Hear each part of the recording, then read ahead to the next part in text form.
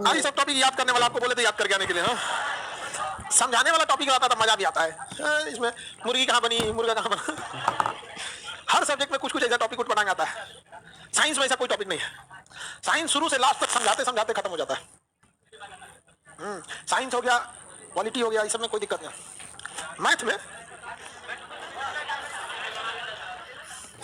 Math भी interesting chapter है, लेकिन पढ़ाने के लिए सही तरीका होना चाहिए। चलिए आगे बढ़ते हैं। उद्योग के बारे में बताए थे। इंटीग्रल कोच फैक्ट्री कहाँ है? Chennai. Integral coach factory, modern coach factory rail coach factory Kapurthala, diesel engine कारखाना वाराणसी, हाँ इलेक्ट्रिक इंजन कारखाना चितरंजन, मधेपुरा में भी, हाँ मधेपुरा में, पहिया एक्सल, हाँ और पहिया छपरा में पहिया कारखाना हो गया। किसी को कोई दिक्कत नहीं है? अब उसके बाद आगे उद्योगों को देखते हैं। ये चैप्टर में आप लोगों को ज्यादा मेहनत करने की जरूरत है, ठीक है? याद आप करेंगे तभी कोई उपाय है, अदरवाइज में इसका तो कोई उपाय नहीं। करो कोई दिक्कत? तो हर चैप्टर में कुछ सब चीज, ज्योग्राफी, अरे एस्ट्रोनॉमी में देखे थे, एस्ट्रोनॉमी, जियोलॉजी, टोपोग्राफी, ये सब चीजें बड़ा इंटरेस्टिंग होता है। आगे बढ़े। अगला है जलयान निर्माण केंद्र। पहला जलयान निर्माण जलयान शिपयार्ड, जलयान निर्माण, इसे कहेंगे क्या चीज? शिपयार्ड, जलयान निर्माण। इसको ज्योग्राफी के लिए टेस्ट के लिए रेडी रहिएगा। 2 चैप्टर बचा है, एक बहुउद्देशीय परियोजना बांध, यही चीज बचा। उसके बाद आप लोग क्या ले लीजिएगा टेस्ट? हाँ कंप्लीट 1 2 मतलब हाँ वर्ल्ड और इंडिया दोनों सब अब तो खत्म होने वाला है ना। अब कहाँ रोक सकते हैं? अब तो ये खत्म क्या होने वाला, खत्म ही हो चुका है। बहुउद्देशीय परियोजना में भी कोई, बायोलॉजी जूलॉजी भी खत्म ही हो गया। हाँ कल टेस्ट ले लें ज्योग्राफी का, कल एक काम करते हैं इंडियन ज्योग्राफी का ले लेते हैं। हाँ कल इंडियन ज्योग्राफी का ले। अगर पॉलिटी में भाग 3 तक हुआ तो पॉलिटी में तो नहीं, ये बाकी सब क्लास रहेगा। चलिए जलयान निर्माण केंद्र समझते हैं। जलयान निर्माण के बारे में सबसे पहले 1941 में सिंधिया स्टीम नेविगेशन नामक कंपनी खोला गया। यही कंपनी आगे जाके बन गई हिंदुस्तान शिपयार्ड बन गया। हिंदुस्तान शिपयार्ड कहां पर है? विशाखापट्टनम में बन गया। अभी क्या है कि उसके बाद से तो भारत में शिपयार्ड की लाइन लग गई। भारत में बहुत सारे शिपयार्ड बन गए। Garden Reach shipyard Kolkata, Kochi shipyard Kochi, Mazagon dockyard Mumbai, यहाँ पे गुजरात में पिपाओ गुजरात। ये आपको नक्शा की क्लास में कौन शिपयार्ड कहाँ है ये हम बता देते हैं। यहाँ आपकी शिपयार्ड की ये चीज हो गई। आप इसके बाद ये तो पानी वाली जहाजें बनाती है। भारत का सबसे बड़ा शिपयार्ड कोची शिपयार्ड है। भारत का सबसे बड़ा शिपयार्ड कोची शिपयार्ड। कोई दिक्कत किसी को? ये उतना इंपॉर्टेंट भी नहीं है, कुछ वो नहीं करेगा, मजबूरी है पढ़ाना। रीजन जानते हैं? हमारा बस चले ना तो अभी भी पढ़ाई में ना 30% चीजों हम काट दे जो कंपटीशन का। लेकिन दिक्कत क्या ना कि पटना में ना कुछ लड़के बहुत पुराने हो गए, 5-7 साल से यहीं पे हैं। अच्छा उस सब काम क्या होता है, नए लड़कों को उटपटांग रास्ता बताने लगता है। इतना पुराना लड़का बैठ गया सर कि अब वो शिक्षा में ना नहीं मतलब अपने तो डूबा, आप लोग को भी डुबाएगा। अब वो ना कहता है कि वो टीचर ठीक है, ये टीचर खराब है, ये टीचर। अरे भाई तुम 7 साल से बैठा है, कम से कम तुम तो नसीहत मत दे। जिसका रिजल्ट हो गया है, जो सक्सेस है, जिसको पता है, जो वो नसीहत दे तो ठीक लगता है। तुम कोनो काम का नहीं, अपने चौपट हो गया, दूसरे को दिखाता है, दूसरे को डायरेक्शन देते हैं यहाँ पे। तो ऐसे पुराना। अच्छा क्या क्या सब देखो, पहले खान साहब ने ये सब भी बताते थे, अब देख रहे हो सब छोड़ दिए। हमको पता है कि से एक क्वेश्चन ना पूछने वाला है, समझा कि नहीं पूछेगा। हम अपने स्टूडेंट लाइफ में थे ना तो हमारा हर एक टीचर एक ही बात बोले थे, ये फेल हो जाएगा। रीजन क्या है कि ना मेरा नोट से इतना छोटा रहता था जिसका कोई नहीं। हमें पता, हम 3 पार्ट में अपने पूरे नोट्स को बांटे थे। एक जो कंफर्म था ससुरा ये पूछेगा ही नहीं, ये चीज पूछेगा नहीं, हम उसको लिखवे नहीं करते थे। तो पहला तो शॉर्ट कर दिया। दूसरा हम नोट्स में देख लेते थे, कुछ चीजें हमें हमेशा याद रहेगी, कभी भूलेगा ही नहीं, तो हम नोट्स में लिख के क्या करेंगे, वो भी छाट दिए। कुछ चीजें कभी नहीं भूलेगी ना, कोई को तो याद रखेगा, तो वो ऐसे ऐसे इतिहास में ही देखेगा। बहुत सारी चीजें आपसे नहीं भूलेगी। भगत सिंह को फांसी वाली चीजें घटना नहीं भूलेगा, 1857 की क्रांति नहीं भूलेगी, जलियांवाला बाग नहीं भूलेगा, असहयोग आंदोलन नहीं भूलेगा, चौरी चौरा नहीं भूलेगा, तो वो कभी नहीं भूलता है। अच्छा तीसरा क्या था, हम जानते हैं लेकिन अक्सर दिमाग से उतर जाता है। उस चीज को हम जानेंगे, अक्सर दिमाग से उतर जाएगा उस चीज को। समझ में? जैसे काकोरी एक्शन प्लान, काकोरी संयम जानेंगे, दिमाग से उतर जाएगा। प्रत्यक्ष कार्रवाई दिवस पता है कि मुस्लिम लीग ने मनाया था, दिमाग से उतर जाएगा। मुक्ति दिवस हो सकता है, पता है तो हम बस इसी का एक नोट से बनाते थे जो हम पढ़े हैं। देखिए ऐसा नहीं हो सकता है कि आप पढ़े हैं तो आपके दिमाग से वो या आपकी आंखों से वो क्वेश्चन नहीं गुजरा होगा, गुजरा ही होगा। तो हम 3 पार्ट में यही करते थे। जिसे कंफर्म समझते थे कि नहीं आएगा उसको हम लिखते ही नहीं थे, जो याद है उसको भी नहीं लिखते थे। जो चीज हमको पता है कि हाँ ये हम भूल जाएंगे, ये चीज बस उसी को लिख देते थे। तो जहां तहां से उठा लिख देते थे। एक बार एक लड़का आया, कहा कि भाई हमें ना मेरा कई दिन से छूट गया है, नोट्स चाहिए यहाँ पे, तो तुम ही क्वेश्चन का जवाब अच्छा दे देते हो भाई, हमें दे दो। हम कहा हाँ ले जाओ हमारा नोट्स ले। चुपचाप 2 दिन बाद वापस कर दिया। चुपचाप उसके बाद कहा कि मैं शपथ लेता हूं कि दोबारा नहीं मांगूंगा। पागल हो गया कि क्या लिखा, मेरा नोट्स मेरे लिए होना चाहिए ना कि दूसरे के लिए। लेकिन पढ़ाने के टाइम तो अलग चीज है। तो क्या कहते हैं, अरे आकांक्षा सर छूट दिलो रे, हमको ये भी बताया था सीपीआर, हमको पता है सीपीआर से पूछेगा तो या तो गार्डन डी सीपीआर पूछेगा, मजगांव डकियात पूछेगा, नहीं तो कोची और विशाखापट्टनम पूछेगा, ये कौन सी पूछना जाएगा यहाँ से भी सब। लेकिन नहीं चलता है तो बता देते, लेकिन हम अभी भी आपके साथ गलत नहीं करते, बोल देते ही नहीं पूछेगा। हम बोल देते हैं नहीं पूछने वाला ही। आगे बढ़े, नहीं मत याद कीजिए, कोई दिक्कत नहीं, ये वाला नहीं याद करें कोई दिक्कत नहीं। अरे ऐसे कैसे बोल देंगे हम। दूसरा वायुयान, एयरक्राफ्ट, एयरक्राफ्ट हवाई जहाज बनाने के लिए। देखिए एयरक्राफ्ट वायुयान बनाना अभी हमारे यहाँ इसकी कोई फैसिलिटी बढ़िया नहीं है। हवाई जहाज में सबसे ज्यादा झमेला का जो चीज है वो उसका इंजन, बॉडी में तो उसके कुछ खास चीजें नहीं रहती हैं सर। हवाई जहाज का सबसे महंगा चीज क्या आता है, इंजन। आपको पता है दुनिया में दो सबसे बड़ी कंपनियां जो वायुयान बनाती हैं, बोइंग और एयरबस, बोइंग और एयरबस।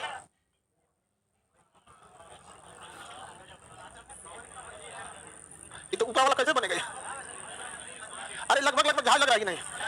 अरे हो गया, ये हो गया इसका इंजन, ये हो गया इंजन, यही मेन कहानी है।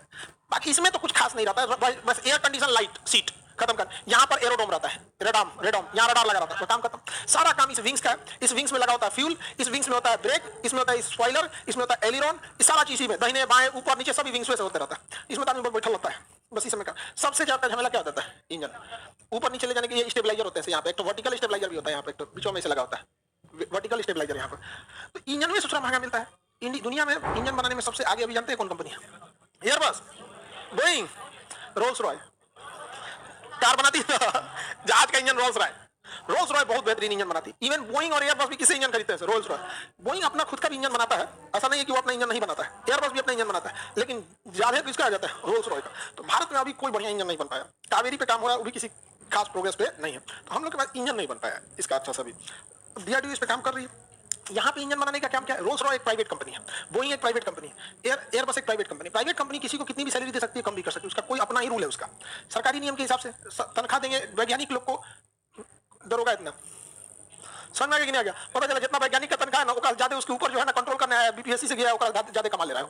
वैज्ञानिक से पूछे कितना प्रोग्रेस हुआ, बेचारा घुसिया जाता है। ये लोग क्या है, प्राइवेट वालों को बहुत पैसे दे देते हैं। सरकार को भी इसमें क्या है, अपना हाथ पीछे खींच के टाटा, अंबानी, अडानी, महिंद्रा दीजिए ना यहाँ पर, गर्दा उड़ा देगा यहाँ पर। चाइना की कंपनी जो थी अफ्रीका पहुंच गई थी, ठीक है। अफ्रीका में चाइना की कंपनी ने कब्जा कर लिया था मोटरसाइकिल मार्केट को। वर्ल्ड पूरी दुनिया का मोटरसाइकिल, अफ्रीका जो देश था, यहाँ गरीबी बहुत ज्यादा, और यहाँ पे 90% जो बाइक आते थे वो कहां से आते थे, चाइना से आते थे। 90% पूरे इस महाद्वीप में बेचता था कौन, चाइना 90%। जापान और यूरोप, जापान की कंपनी भी बाइक बनाती थी, कुछ यूरोपीय कंपनी भी, लेकिन बहुत महंगा आते थे। लेकिन चाइनीज मोटरसाइकिल बहुत सस्ता होने की वजह से पूरी 90% अफ्रीका में मोटरसाइकिल कहां से बेची जाए। अब 200 कंपनियों के मोटरसाइकिल बिकते थे। चाइना की कितनी कंपनी है, 200। हमारे यहाँ 5-6 मोटरसाइकिल की कंपनी है, हीरो है, होंडा है, बजाज है, टीवीएस है, मेनली यही ज्यादा चलता है। सुजुकी भी है, रॉयल एनफील्ड भी है, बुलेट भी है, मतलब 5-7 को फेमस है। यामाहा जापान की है, ठीक है, बहुत सारी कंपनियां हैं। मतलब आपको यही अपाची गधा टीवीएस की है कंपनी, टीवीएस है ना, बाइक का नाम बता देता है गधा सब। वहां 200 से ज्यादा कंपनियां थी सब। सोचिए किसी महाद्वीप पर कब्जा, आप समझ रहे हैं, भारत नहीं है, महाद्वीप पर कब्जा। अब पूरे महाद्वीप पर किसकी बाइकें बिक रही थी, देखो गधा का, पल्सर, बजाज का आता है तुमसे ज्यादा तो लड़कियां जान रही सब। स्कूटी किसका आता है, सबका आता होगा, बजाज, एक्टिवा, हाँ एक्टिवा वही फेमस है। हाँ सही नहीं, लड़की सब लोग के लिए स्कूटी ठीक है। अच्छा स्कूटी देख के लड़की का वो लगता भी है कि लड़की के लिए है, ठीक ठाक रहता है वहां पे, हल्का भी रहता है वहां पे ना, इतना भी हल्का नहीं रहता। सही बात है, हमको लगा था कि हल्का है, देखने में हल्का लगा। एक बार हम गए उठाने के लिए, फिर हम कहे बेइज्जती हो गया मेरा उठ में नहीं किया भारी होता है वहां पे समझिए। अब प्राइवेट कंपनियों को समझिए, भारत सरकार ने कहा कि भाई इंडिया वाले, क्योंकि ये तो आंकड़ा देना सरकार का काम है, सरकार ने आंकड़ा दे दिया। यहाँ पर भारतीय कंपनी गई सब कहां पे, अफ्रीका में। चाइनीज मोटरसाइकिल बड़ी जल्दी खराब होता था, और चाइनीज खराब सामान की एक सबसे बड़ी खासियत, बेचने के बाद उसका कोई सर्विस सेंटर नहीं मिलेगा आपको। इंडियन कंपनी गई सब वहां पे, टीवीएस एंट्री मारी, टीवीएस, बजाज, हीरो, समझा गया। आज चाइना का 200 कंपनियों में से महज 12 कंपनी बचे हैं, बाकी को घर जाना पड़ा। और इंडिया का मार्केट अभी 90% हो गया, कब्जा करके बैठ गया।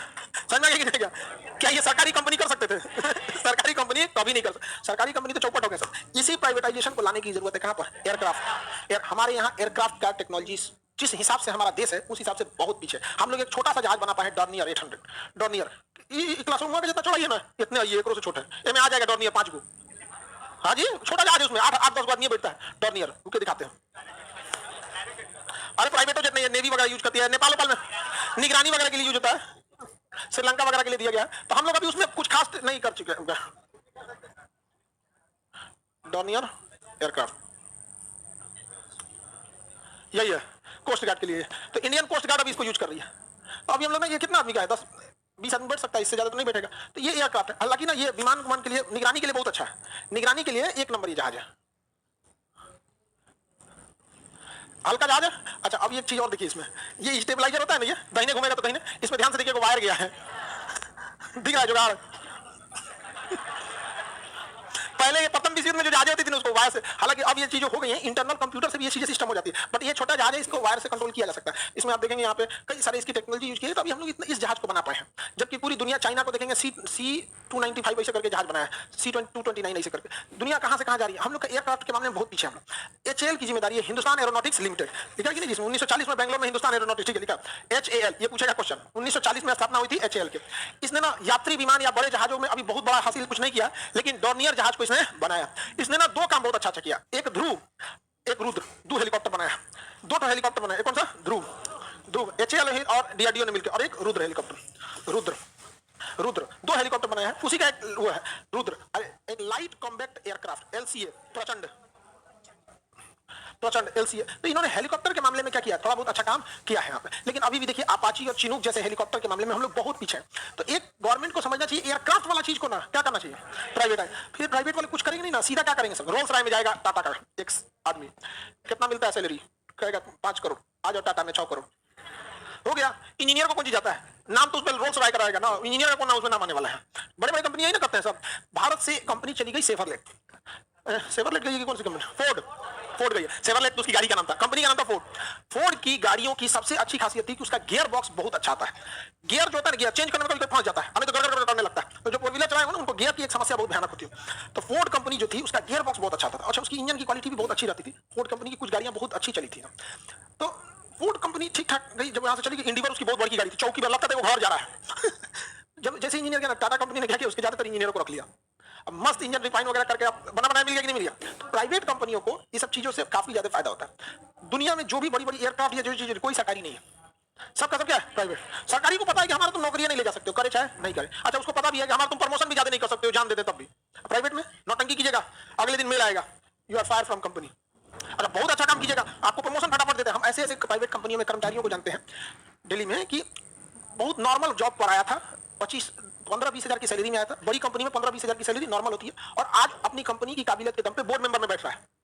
कंपनी का बोर्ड ऑफ डायरेक्टर, बहुत बड़ा सारा power board of director decision लेते थे। दुनिया दूसरा कौन होता है, समझ में नहीं का किसी को दिक्कत। तो भारत का एयरक्राफ्ट के सेक्टर में कोई बहुत डेवलपमेंट है नहीं। अच्छा हाँ, तेजस का अभी भी हम लोग जनरल इलेक्ट्रॉनिक से इंजन खरीदते हैं, जनरल इलेक्ट्रॉनिक 400।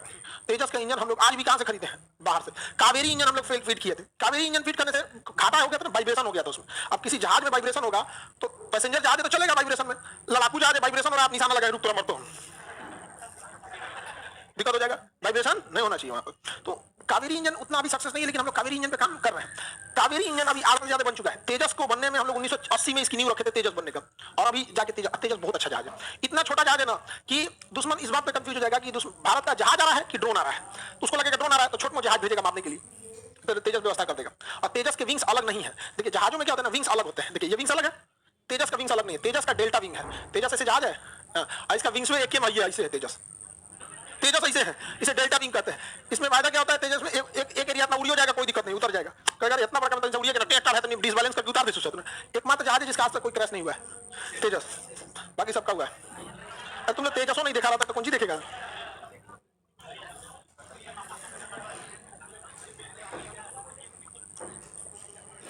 ये रहा, इसका विंग्स में एक ये दिख रहा है, डेल्टा विंग। ये दो टाइप का, दो विंग्स में नहीं, इसमें सब एक ही तो ये।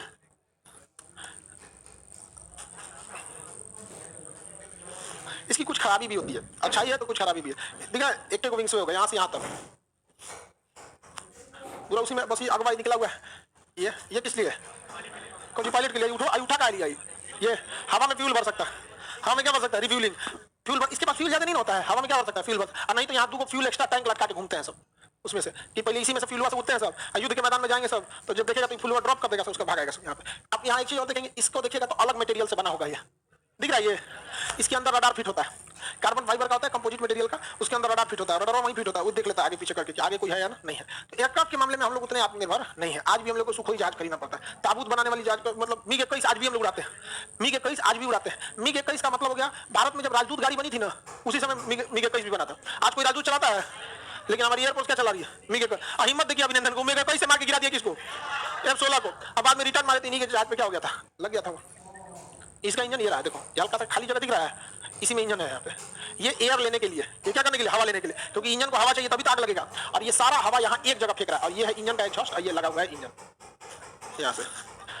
अरे ये तो एयर शो के लिए है, एयर शो में करता है तो इसे लहरिया कट मारता है, और इसे धुआं हुआ थोड़ा है यहाँ पे, ये तो शो दिखा रहा है तब हो रहा है यहाँ पर। इसका कोई खास नहीं, मतलब छोटा जहाज है, एयर स्ट्राइक में नहीं जा सकता। नहीं बना रही है तो समझौता करके बना रही है, प्रोडक्शन कर रही है। किसी चीज को बनाना प्रोडक्शन में अंतर होता है, ठीक है। जैसे भारत में KFC, हम लोग क्या करते हैं? प्रोडक्शन करते हैं, है तो किसी और का ना, फ्रेंचाइजी पे काम कर रहे हैं। तो बताइए भारत में वायुयान के लिए कौन सी कंपनी? हाँ, HAL, Hindustan aeronautics limited, Hindustan aeronautics limited. आगे बढ़ जाए। दूसरा करा मशीन उद्योग। 1998 में हैवी मशीन कॉर्पोरेशन लिमिटेड की स्थापना कहाँ की गई? रांची में। हैवी मशीन टूल्स के लिए बहुत बड़े हैवी मशीन जो होते हैं, ये डायरेक्ट कुछ खास चीजें नहीं बनाते, बट दूसरे चीजों के पार्ट मुझे बहुत ज्यादा बनाते हैं। हैवी मशीन्स में आएगा आपका JCB, क्रेन, ये बड़े बड़े चीजें आएंगे। रांची में इसलिए स्थापित किया गया था कि भारी उद्योगों के लिए लोहा और स्टील की जरूरत है, वहाँ रांची से ईजी अवेलेबल है। इसके अंतर्गत जो सबसे बड़ी कंपनी बताई गई थी, वो बनाई गई थी आपके हिंदुस्तान मशीन टूल्स, HMT। देखिए नीचे लिखा है ना, हिंदुस्तान मशीन टूल्स बेंगलोर 1953। तो HMT 1953 कहाँ पर? बैंगलोर में, बैंगलोर। HMT बहुत बड़ी कंपनी थी, और इसका जो ट्रैक्टर आता था ना, बहुत तगड़ा होता था। आज भी नगर निगम वाले का सब ट्रैक्टर देखिए ना, सब क्या लिखा होता है? HMT। कंपनी डूब गई है। अब क्या हो गया? कंपनी उतना अच्छा काम नहीं कर पाई। सरकारी चीजों को जानते हैं, किसी चीज को डुबाना है तो क्या कर दीजिए?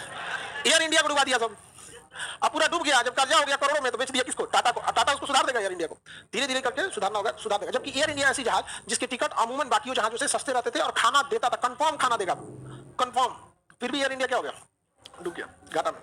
आगे बढ़े। बाकी किसी काम का उतना नहीं है। भारी मशीन लिमिटेड, खनन संबंधी मशीन लिमिटेड, उतना नहीं। आपको कौन सा याद रखना है? HMT। और HAL का डेट, HAL की स्थापना कहां पर? बैंगलोर। HMT की स्थापना कहां पे? बैंगलोर। कौन सा बंद हो गया? HMT ने बंद हो गया, HAL नहीं बंद हुआ है। HAL बहुत अच्छी कंपनी है। अच्छा, टीवी बंद हो गया, ओहो, ब्लिंक कर गया होगा, सही हो जाएगा। सही हो गया।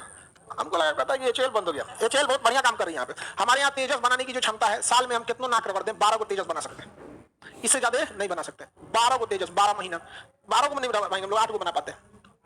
8 तेजस बना पाएंगे साल भर में, क्योंकि हम लोग के पास प्रोडक्शन लाइन की क्षमता ही नहीं है। क्योंकि जहाज बनाने के लिए आप कोनो मजदूर नहीं उठा ले जाएंगे, कि सीमेंट बनाने वाला मजदूर ये सब नहीं ना, उसके लिए बड़ी बढ़िया होना चाहिए। पता चला कोनो हथौड़ी ठोकने वाला को ले मार दे, इतना रिपीट मारा, धाए दे, पचक गया, देखा कि मालिक ना देख रहे हैं, साथ दे, ठीक कर दे। अच्छा, पटाखे बनाएंगे, देखो कार है, देखिए ना, मोटरसाइकिल का पचका देगा ना, ठीक हो गया, इतना चलता है। जजिया में से नहीं चलेगा, पचका देंगे, पायलट लेके उठ जाएगा, ऊपर गायब हो जाएगा। जापान की एक जहाज में ऐसा हुआ था। जापान की एक जहाज में हल्का सा क्रैक आ गया था ना, तो उसके ऊपर स्टिकर साट दिया, और इस जहाज में क्रैक आया है, स्टिकर साट दिया, लगभग 250-300 लोगों की जान चली गई थी वहां पे। स्टिकर में साट दिया ना, तो 2 महीना तक जहाज उड़ी थी।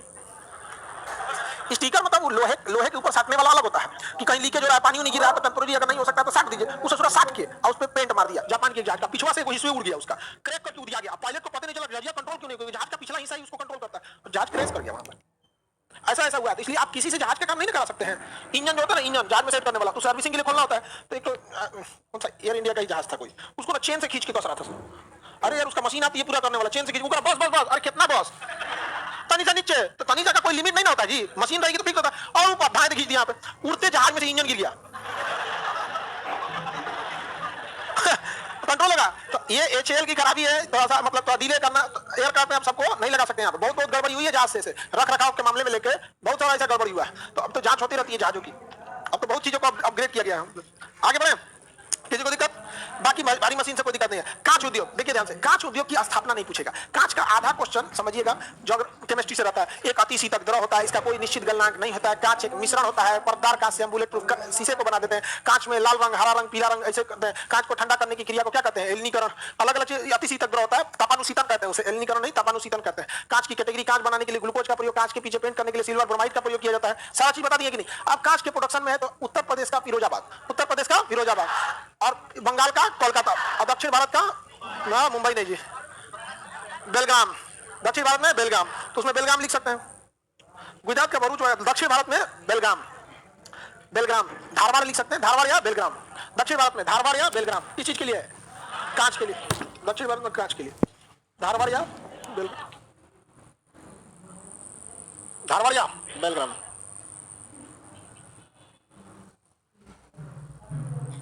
आगे बढ़े।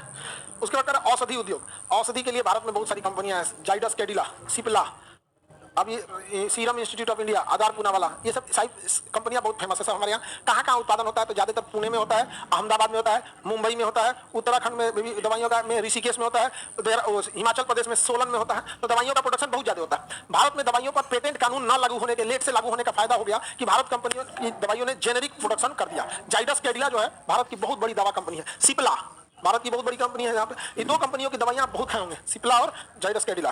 जाइडस कैडिला। आगे बढ़े। कैडिला कंपनी बहुत सारी, कैडिला ने ही रेमडेसिविर प्रोडक्शन दिया था भारत में। जितना रेमडेसिविर आप भारत में यूज किए हैं कोरोना में, सब किसने में? सब ज्यादातर उसमें 95% किसका था? कैडिला का। जाइडस कैडिला अहमदाबाद की कंपनी है। तो पेटेंट कानून ये कहता है कि अगर हमने किसी चीज का आविष्कार किया है तो उस पर हमारा ही अधिकार होना चाहिए, दूसरे का नहीं होना चाहिए। तो ये अच्छी चीज है पेटेंट कानून। पेटेंट कानून बहुत ही अच्छी चीज है। तो अगर हमने किसी चीज का आविष्कार किया है तो उसका 20 साल तक अधिकार मेरे पास रहेगा। अगर किसी ने कैंसर की दवा की खोज की है तो वही कंपनी उस कैंसर की दवा को अगले 20 साल तक बेच सकती है, दूसरा कोई नहीं बेच सकता। और अगर बेचना चाहते हैं तो उससे परमिशन लेना पड़ेगा। तो कहेगा ठीक है 50% हमको प्रॉफिट चाहिए, 50% तुम रखो। जैसे आदाब पुणेवाला की कंपनी थी serum institute of India. Serum institute of India, इसने कोरोना की वायरस की दवा की खोज नहीं किया।